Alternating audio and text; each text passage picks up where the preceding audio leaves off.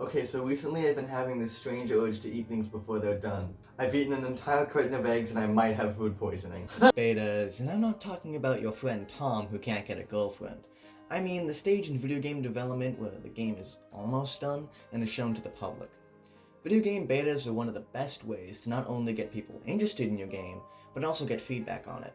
How a beta is received by the public can make or break a game's release. A bad reception leads to low sales and the death of a game. Betas are so important that there's an entire profession around the testing of video game betas that takes a pretty good resume to get into. But only getting professionals to test your game isn't a great way to see how the community will feel about it. So many developers hold open betas where they allow people to try their game for a short amount of time. Nowadays, these types of betas are everywhere. Most major releases are turning to betas. However, betas are a lot more common on PC than consoles. Even though more people play video games on PC, there is still a huge market for betas on consoles. Despite that fact, only one company has made beta testing on their console easy, and that company is Microsoft. On the Xbox One, there's an app called the Xbox Insider Program, and it's exactly as it sounds. It lets you know if there are any betas to enroll in, and gives you points for giving feedbacks and trying betas. At the moment, there's only one beta that is constantly in this program, and that's the Minecraft Bedrock betas, which are similar to the snapshots on Java. To unenroll in a beta, you select unenroll, and then uninstall and reinstall whatever game you are testing for. Trying the beta for PC games is a lot less limited than on consoles. Since PC gaming is more open in general, if the developers of a game want to have a beta, 9 times out of 10, they can. This also means unless the game is published by a major company, there's no hub to check or enroll in betas. Instead, you have to go to the dev's website and download it from there. However, some companies do have beta or early access programs for their online marketplaces.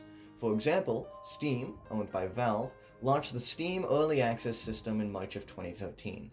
This allows developers to get people to play their games before release to gain feedback and attention. Some early access games are free in their early access, whereas others make you buy the game.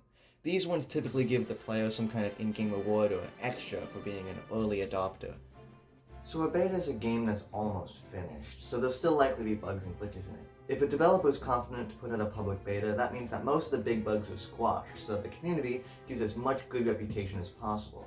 Because the worst thing a beta can do is completely destroy a game's chances at success before it's even released. This isn't insanely common, but sometimes it does happen. There are a couple times where a game's chance of success was ripped from it before it was even finished. I'd say the most infamous of these cases is Fallout 76. On October 30th, 2018, Bethesda launched the beta for Fallout 76 on Xbox One, PS4, and PC, and the reception was horrid. The game was filled with bugs common in most Bethesda games, but since it wasn't even the final build, the amount of bugs was multiplied tenfold. News sites everywhere were writing articles about how bad and disappointing the beta was, and the fans felt the exact same way. Upon release, the game was panned, getting a score of 52 on Metacritic. This, of course, wasn't helped by the membership and other microtransactions Bethesda also added, and now you barely ever hear people talk about Fallout 76 at all. On the opposite side of the spectrum, there are successful game betas that actually get people to like your game. You might be asking, how can a game have a 100% successful beta, no exceptions? Well, to find that out, I'm gonna have to hand you over to Jackson wearing a different shirt. Hey, I'm Jackson wearing a different shirt, and I am here to tell you how to have a successful beta 100% of the time, no exceptions. Well, first of all, the game has to be good. How, you may ask? Well, there are a few key things that all great games have in common. Firstly, a lot of great long-lasting games are competitive. This creates a community that will talk about your game and increase its lifespan. Secondly, it has to have really recognizable characters. Having your audience be able to automatically connect and know the characters in your game is very important. Lastly, and most importantly, it has to release on the Wii in 2007. Oh, what was that? I just described Eminem's car racing again. Fuck. Moving on, having little to no huge bugs in your beta is another way to increase positive feedback. The more polished, the better. The less angry fans will be.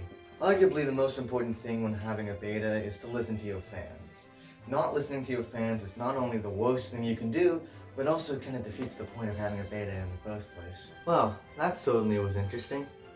Betas are definitely a thing that gets talked about. However, I don't think it's for me, so if you don't mind, I'm gonna go back to eating raw eggs. Bye, I guess.